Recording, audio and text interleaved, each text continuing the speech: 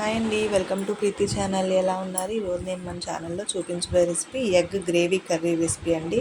చాలా అంటే చాలా టేస్టీ బాగుంటుంది. మీరు కూడా ట్రై చేయండి. ముందుగా మనము ఈ రెసిపీ ఎలా చేయాలో చూసేద్దాము. వీడియో స్కిప్ చేయకుండా లాస్ట్ వరకు చూసేయండి. వంట రాని వాళ్ళైనా బ్యాచిలర్స్ అయినా చాలా ఈజీగా చేసుకోవచ్చు ఈ కర్రీని. ముందుగా 4 ఎగ్స్ని బాయిల్ చేసుకోవాలి, కొంచెం సాల్ట్ వేసుకొని. అలాగే ఉడకబెట్టిన కోడిగుడ్లను ఒలుచుకున్నాక 2 టమాటాలు 3 ఉల్లిపాయలను సన్నగా కట్ చేసుకోవాలి. ఇప్పుడు స్టవ్ మీద కడాయి ఆన్ చేసుకొని కడాయిలో కొంచెం పసుపు, ఒక పావు స్పూన్ వరకు కారం, కాస్త కొంచెం ఒక 2 చిటికెల వరకు సాల్ట్ యాడ్ చేసుకొని ఎగ్స్ అన్నిటికీ కూడా గంటలు పెట్టుకొని ఈ విధంగా మీకు నచ్చినట్టన్నా పెట్టుకోవచ్చు. ఇలాగా ఫ్రై చేసుకోవాలి. నేను వీడియోలో చూపిస్తున్న విధంగా ఈ మిశ్రమాలన్నీ కూడా ఎగ్ లోపల వరకు వెళ్ళి బాగా ఫ్రై అవుతాయి. ఎగ్ మీద ఒక లేయర్ ఏర్పడుతుందండి, అలా ఫామ్ అయ్యే వరకు బాగా ఫ్రై చేసుకోవాలి. అది ఎంత బాగా ఫ్రై అయితే రోస్ట్గా అంత బాగుంటుంది. ఇప్పుడు దీంట్లో దాల్చిన చెక్క, 4 లవంగ మొగ్గలు, ఒక 2 బిర్యానీ ఆకులు వేసేసి బాగా ఫ్రై చేసుకోవాలి.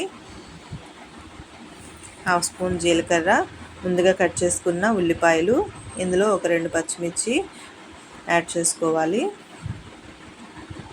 చూడండి, పచ్చిమిర్చిని ఇలా సన్నగా కట్ చేసుకోవాలి. ఉల్లిపాయ అంతా కూడా ఫ్రై అయ్యి కాస్త కలర్ చేంజ్ అయ్యే వరకు కలుపుకోవాలి. చూసారు కదా, ఉల్లిపాయ అంతా కూడా కలర్ చేంజ్ అయింది.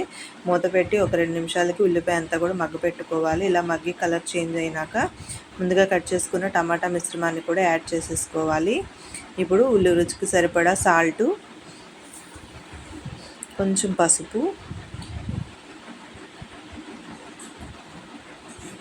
అలాగే అల్లం వెల్లుల్లి పేస్ట్ కూడా ఒక స్పూన్ యాడ్ చేసి పచ్చివాసన పోయే వరకు బాగా కలుపుకోవాలి. టమాటాలో మీద మూత పెట్టేసి టమాటా అంతా మగ్గే వరకు పక్కన పెట్టుకోవాలి. చూసారా, ఒక 3 నిమిషాలకి టమాటా అంతా కూడా మగ్గిపోయి ఫ్రై అయింది. మధ్య మధ్యలో కలుపుతూ ఉండాలి. ఇప్పుడు ఇలా ఫ్రై అయిన తర్వాత ముందుగా ఉడకపెట్టి మనం ఫ్రై చేసుకున్న ఎగ్స్ మిశ్రమాన్ని కూడా వేసేసి కారం 1.5 స్పూన్ యాడ్ చేసుకున్నానండి నేను.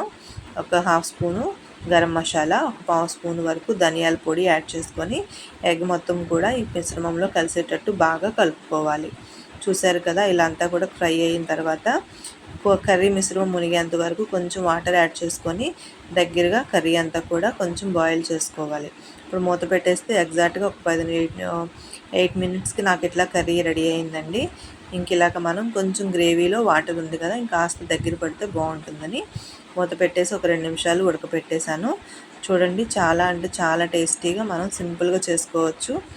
ఇలా ఏదైనా కర్రీతో బగారా రైస్ కానీ బిర్యానీలో కానీ కూడా ఈ కాంబినేషన్ బాగుంటుంది. చపాతీలో కూడా చాలా బాగుంటుందండి. చపాతీలో కూడా ట్రై చేయండి. ఈ రెసిపీ మీకు ఎలా అనిపించిందో నాకు కామెంట్ చేయండి. Thank you for watching. ఈ కర్రీ రైస్లోకే కాదండి, టిఫిన్స్లో కూడా బాగుంటుంది. మీరు ట్రై చేసి నాకు కామెంట్ చేయండి, లైక్ చేయండి. కొత్తగా చూస్తున్న వాళ్ళైతే ప్లీజ్ సబ్స్క్రైబ్ మై ఛానల్.